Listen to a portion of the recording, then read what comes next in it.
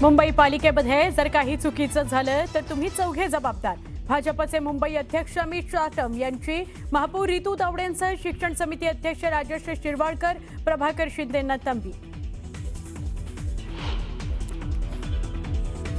मराठी सक्तीच्या वादानंतर परप्रांतीयांचा video viral. रेल्वेत मराठी व्यक्तींना सेवा देऊ नका, परप्रांतीय नागरिकांचं आवाहन।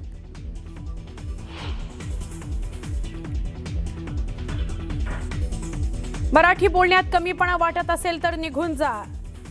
चारकोप परिसरात मनसेचा बॅनरमधून इशारा। मराठी सक्तीमुळे रिक्षा टॅक्सी चालक धास्तावले। अनेक चालकांनी व्यवसाय बंद केले तर काही चालकांचा ठराविक हद्दीपर्यंतच प्रवास। भाजपच्या संसदीय मंडळामध्ये मोठे फेरबदल होण्याची शक्यता। योगी, देवेंद्र फडणवीस आणि हिमंता बसवा शर्मा यांची नावं चर्चेत।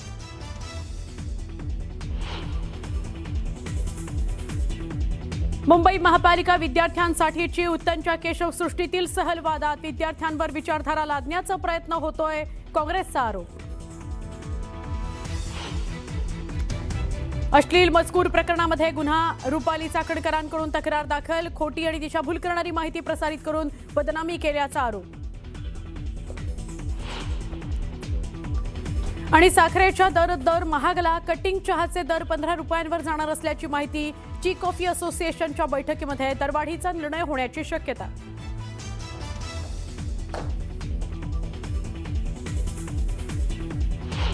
सध्या पावसाळा सुरू असल्याने नाशिक आणि परिसरात मोठ्या प्रमाणात निसर्ग सौंदर्य चांगलंच बहरलेलं आहे। अशातच समृद्धी महामार्गाचं देखील सौंदर्य खुललंय।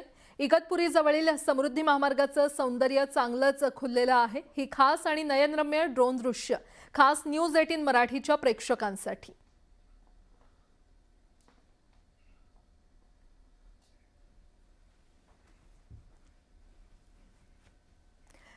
तळेगाव दाभाडे पोलीस ठाण्यामध्ये दाखल गंभीर गुन्ह्याचा तपास करताना पोलिसांनी मोठी कारवाई केलेली आहे। पोलिसांनी 6 आरोपींना ताब्यात घेतलंय। आरोपींकडून गुन्ह्यात वापरलेली रिक्षा आणि मोबाईल असा एकूण 1,80,000 रुपयांचा मुद्देमाल हस्तगत करण्यात आलेला आहे। ताब्यात घेतलेले सर्व आरोपी सराईत गुन्हेगार असल्याचं पोलिसांकडून सांगण्यात आलं असून त्यांच्यावर यापूर्वी देखील दरोडा आणि जबरी चोरीसारखे गंभीर गुन्हे दाखल आहेत।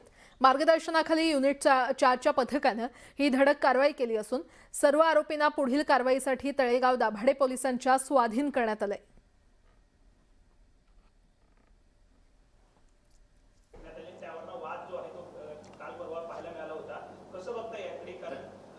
माझगावमध्ये गणेशोत्सवाच्या मिरवणुकीमध्ये एका गणपती बाप्पाच्या मूर्तीवरती अंड फेकण्याचा प्रकार हा समोर आलेला आहे। या संदर्भामध्ये मुंबईच्या पोलीस आयुक्तांशी तसेच स्थानिक DCPशी आमचं बोलणं झालेलं आहे।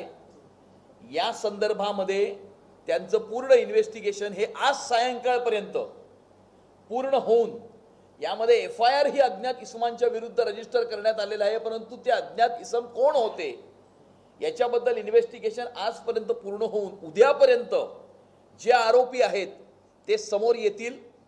आणि मला असं वाटतं की ज्या प्रकारे देशामध्ये अराजक पसरवण्याचा प्रयत्न विरोधी पक्षाकडून केला जात आहे, अँटी इंडिया फोर्सेसला हाताशी धरून विरोधी पक्ष अनार्की किंवा अराजकता पसरवण्याचा प्रयत्न करीत आहे।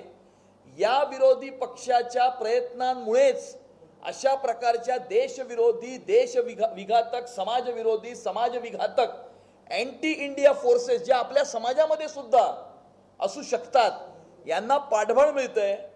त्यांचं मनोबल वाढवण्याचा प्रयत्न या ठिकाणी होतोय आणि त्यामुळे अशा प्रकारे कम्युनल डिसहार्मनी करून अराजकता पसरवण्याचा पूर्ण दोष अशा प्रकारचं वातावरण, कारण अशा प्रकारच्या एलिमेंट्सला पाठबळ हे विरोधी पक्षाकडनं त्यांनी घेतलेल्या स्टँडमुळे हे मिळतंय आणि त्यामुळे अशा प्रकारच्या घटनांचं पूर्ण त्याची जी जबाबदारी आहे ती काँग्रेस पार्टी असेल, उभाटा असेल किंवा इतर जे काही विरोधी पक्ष असतील त्यांची आहे। कारण त्यांनी स्वतःचं संपलेलं राजकीय अस्तित्व पुन्हा एकदा जिवंत करण्याकरता अँटी इंडिया फोर्सेसचा हात पकडलेला आहे आणि त्यांचा पाठिंबा मिळवलेला आहे। दिल्लीच्या वाले होत आहे त्या अनुषंगाने असं एक अपडेट समोर येते की मुख्यमंत्र्यांची केंद्रीय पार्लमेंटरी बोर्डामध्ये नियुक्ती केली जाऊ शकते, त्यांना तिथे केलं जाऊ शकतं, त्याबद्दल काय? हा केंद्राचा विषय असल्यामुळे, हा विषय माझ्या अखत्यारीचा बाहेर असल्यामुळे त्यावरती भाष्य मी करू शकत नाही.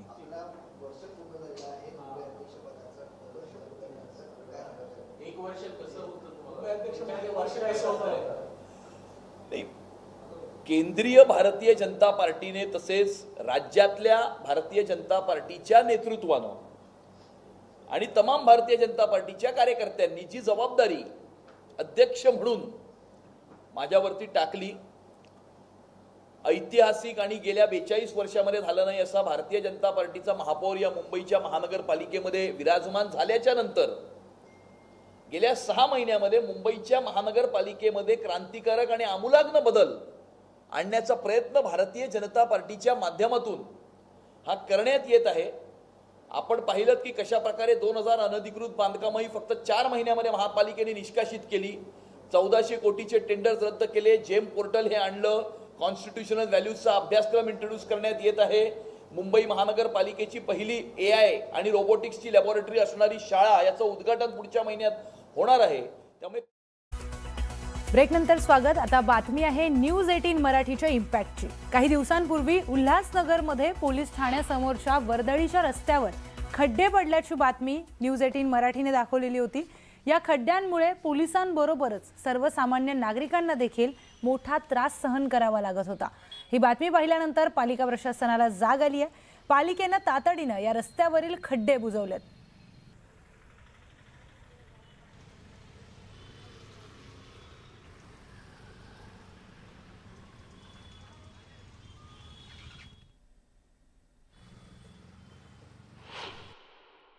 उल्हासनगर महापालिकेनं पोलिसांनाच खड्ड्यांची शिक्षा दिली होती. कारण उल्हासनगर महापालिकेच्या अंतर्गत येणारं हे 1 नंबर पोलीस ठाणा आहे. ज्या ठिकाणचा हा मुख्य रस्ता आहे पोलीस ठाण्याच्या समोरचा, त्या रस्त्याला मोठमोठे खड्डे पडले होते. पावसाळा जेव्हापासून सुरू झाला तेव्हापासून हा रस्ता खड्डेमय झाला होता आणि या रस्त्यातून पोलिसांना प्रवास करावा लागत होता. मात्र ही बातमी जेव्हा न्यूज 18 मराठीनं प्रसारित केली त्यानंतर अवघ्या एकाच दिवसामध्ये महापालिका प्रशासनानं रस्त्यावरचे खड्डे बुजवलेले आहेत. पालिका प्रशासनानं हे खड्डे बुजवल्यानंतर नागरिकांकडनं न्यूज 18 मराठीचे आभार मानले जात आहेत. विशेष म्हणजे सर्वसामान्य नागरिकांना असेल किंवा पोलीस प्रशासनाला असेल, या खड्ड्यांचा त्रास होत होता. कारण दैनंदिन याच रस्त्यावरून त्यांचं येणं जाणं होतं. कर्तव्यावर येत असताना याच रस्त्याचा त्यांना वापर करावा लागत होता. मात्र पोलीस आपली व्यथा मांडणार कोणापुढे? कारण पोलीस देखील त्याच प्रशासनाचा भाग आहेत आणि त्याच्यामुळे न्यूज 18 मराठीनं ही बातमी दाखवली आणि तात्काळ अवघ्या 24 तासामध्ये महापालिका प्रशासनाला हे खड्डे बुजवावे लागले. त्यामुळं पोलीस प्रशासनाबरोबरच सर्वसामान्य नागरिकांकडनं न्यूज 18 मराठीचे आभार मानले जात आहेत. गणेश मंजुळानंतर न्यूज 18 मराठी, उल्हासनगर.